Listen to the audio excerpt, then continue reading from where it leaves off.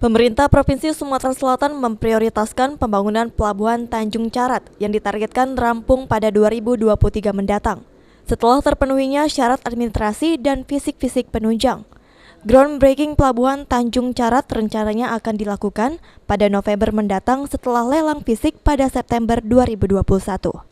General Manager PT Pelabuhan Indonesia II Persero, IPC Palembang Silo Santoso mengatakan, sejauh ini pihaknya masih menunggu keputusan pemerintah tentang pelaksanaan pembangunan fisik Pelabuhan Tanjung Carat, karena hingga saat ini masih dalam proses pemilihan mitra dan badan usaha.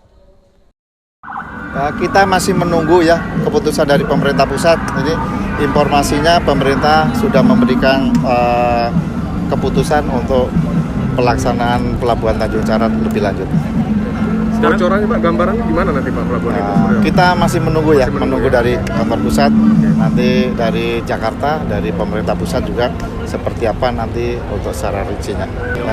Karena ini proyek pemerintah ya, proyek strategis pemerintah, nanti kita juga masih menunggu secara lebih rincinya seperti apa.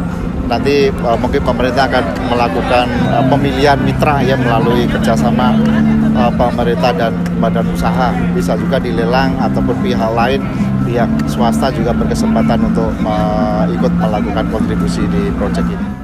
Pelabuhan Tanjung Carat merupakan pembangunan besar dengan total lahan yang disiapkan sejumlah 1.330 hektar, yang terdiri dari lahan provinsi seluas 621 hektar dan lahan diusulkan Menteri Perhubungan kepada Menteri Lingkungan Hidup seluas 709 hektar.